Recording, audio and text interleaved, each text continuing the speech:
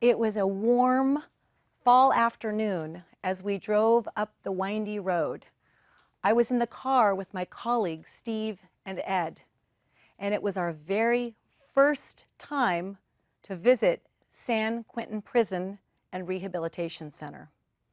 I could feel my heart pounding in my chest as we approached the outside front gate. Didn't know what to expect or what I would find inside. After we passed through the first gate, I remember looking off to my left and seeing the ocean waves lap up against the area where we were walking by. And we get to the very first guard gate. It was amazingly intimidating. The walls were so high. There were guards across the top. We gave our IDs. We had our bags checked. We signed in. We got a badge that matched the badge. And the final piece was an invisible ink was embedded on our wrist that had to be there in order to be able to leave.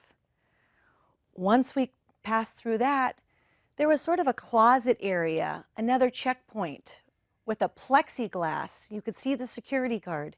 You had to have your ID, your badge, your wrist, and nothing else on you. Cell phones, everything was left at the first guard gate. Clink, we passed through. Clink, behind you. Now we're in a very confined area waiting for the magic door to open to the courtyard.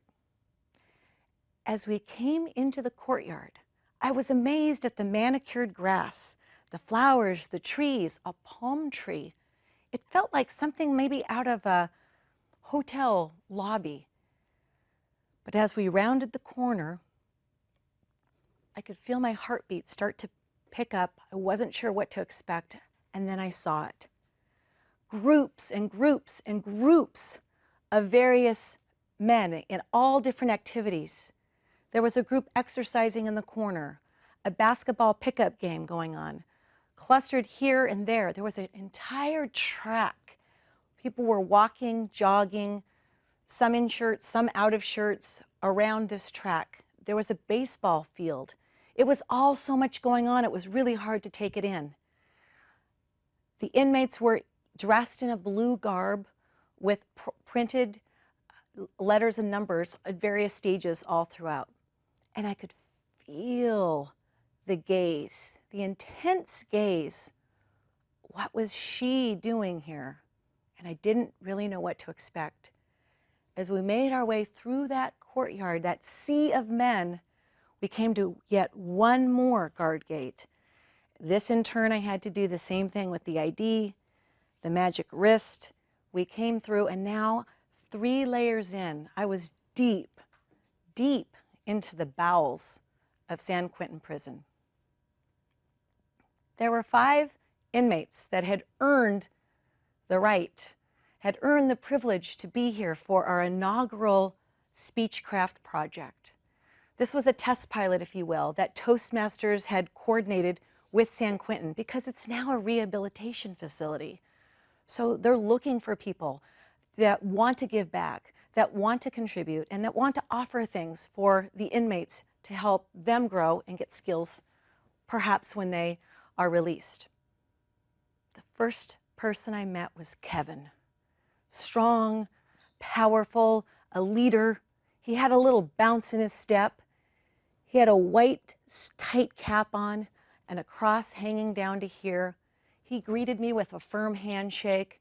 He was ready to go. Then there was Tim. Tim was very soft-spoken. He didn't look me in the eye. He almost looked away, like he wasn't sure if he was going to be there, and he was sort of sizing things up. Then there was Will, a millennial, very strong, very energetic. He gave me a handshake and looked me right in the eye and said, I am here to learn as much as I can because I have my parole board hearing coming up and I want to make a difference. And I have one shot, and I'm hoping that you'll all be able to help me. Then there was James. James looked like somebody's grandpa. He looked tired. He looked worn out. He had eyes as deep as charcoal. He said, I so appreciate that you're here. This means a lot to me. And then there was Dustin, who looked strangely like the barista that I'd met at Starbucks that morning. Dustin looked completely out of place, boy next door, tall, lanky, just a different stature, almost like a crooked stature, if you will. And Dustin did not say a word. It was mostly just a nod. These 5 men had committed to the inaugural Speechcraft, the pilot program, if you will, for Toastmasters. And I did not know then, that day, my initial meeting, my initial impressions, how rich of an experience it would be, how much I would grow and how much I would learn from them. That project would come to be something very near and dear to my heart.